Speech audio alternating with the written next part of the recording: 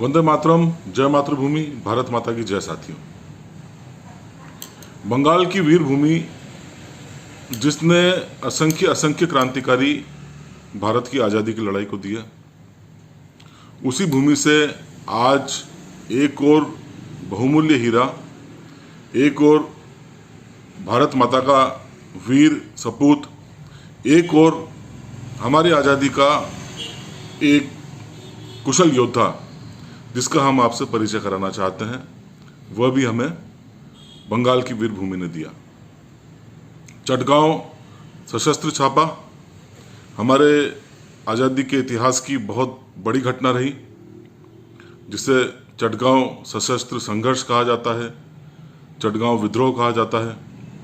एक लंबे समय से बंगाल के क्रांतिकारियों ने मास्टर दा सूर्यसेन जी के नेतृत्व में तैयारियां की, तदुपरांत इस महत्वपूर्ण घटना को अंजाम दिया। असंख्य असंख्य क्रांतिकारी प्रत्यक्ष एवं अप्रत्यक्ष रूप से इस सशस्त्र छापे की घटना से, इस ऐतिहासिक घटना से जुड़े रहे। इन्हीं में ही एक महत्वपूर्ण नाम होता है अनंतलाल सिंह जी का, जिनका जन्म 1 दिसंबर सन 1903 को चटगांव में हुआ। मूलतः ये आगरा के रहने वाले थे। आगरा से ये इनका परिवार चटगांव आया और यह यहीं का रहकर रह गया। अब प्रथम विश्व युद्ध का दौर था, 1914 से 1918। प्रथम विश्व युद्ध के अंतिम दिनों में इनका संपर्क स्थानीय क्रांतिकारियों से हुआ। संपूर्ण विश्व एक हलचल से गुजर रहा था। भारत देश स्वयं ब्रिटिश दास्ता में था। मन में भारत माता को गुलामी से मुक्त कराने की चाह,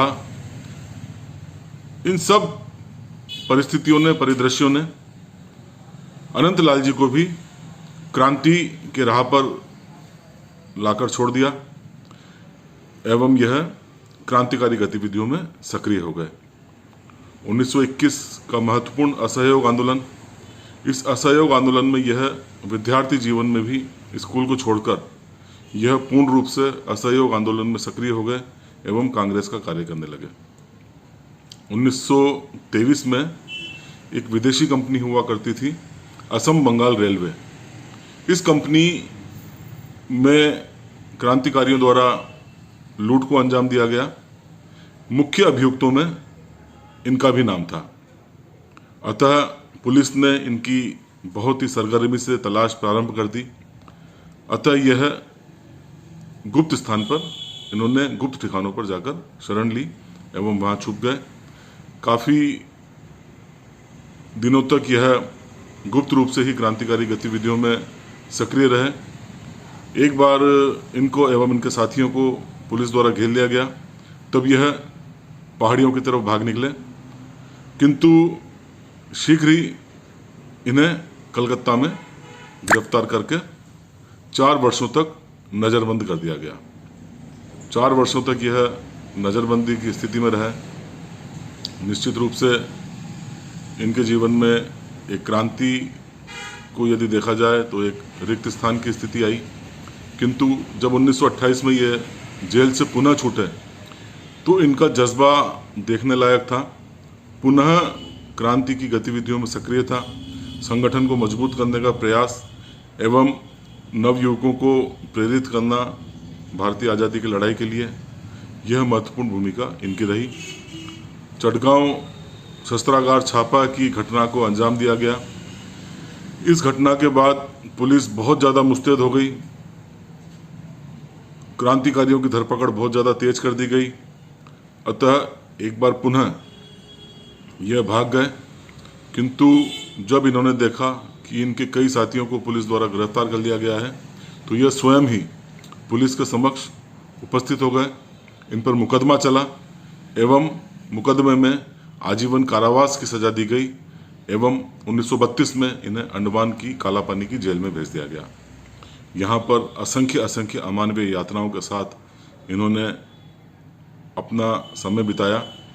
1946 में जब यह बाहर आए, भारत आज़ाद होने को था, किंतु क्रांतिकारी कहाँ चुप बैठता। विभिन्न संघर्षों में यह सन 1970 तक बल्कि उसके आगे भी सक्रिय रहे एवं इस प्रकार इस क्रांतिकारी ने 25 जनवरी सन 1979 को अंतिम श्वास ली। मातृभूमि सेवा संस्था ऐसे महान क्रांति का वंदन करती है, उन्हें नमन करती है। साथ ही मित्रों, चूंकि हमारे पास कार्य करने की सीमाएं हैं, हम चाहते हैं कि हर दिन जितने भी क्रांतिकारियों की जयंती है, जितने भी क्रांतिकारियों का बलिदान दिवस है, जितने भी क्रांतिकारियों की पुण्यतिथि है, उन सबका वीडियो बनाकर स्मरण किया जाए। लेकिन कार्य की सीमाएं हैं, एक दिन में सिर्फ एक ही क्रांतिकारी का परिचय कराया जा सकता है। किंतु हम आपको याद दिलाना चाहते हैं, आज ही के दिन अर्थात 1 दिसंबर को महान क्रांतिकारी शालिग्राम शुक्ल जी का बलिदान दिवस होता है। स्वतंत्रता सेनानी, आज़ादी की लड़ाई लड़ने वाली सुचेता कृपलानी जी की भी आज ही के दिन पुण्यतिथि होती है।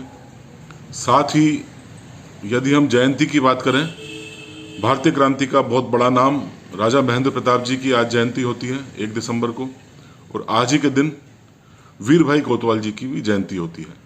मातृभूमि सेवा संस्था इन तमाम स्वतंत्रता सेनानियों एवं क्रांतिकारियों के कार्यों पर नतमस्तक होकर उन्हें नमन करती है। वंदे मातरम, जय भारत, जय हिंद।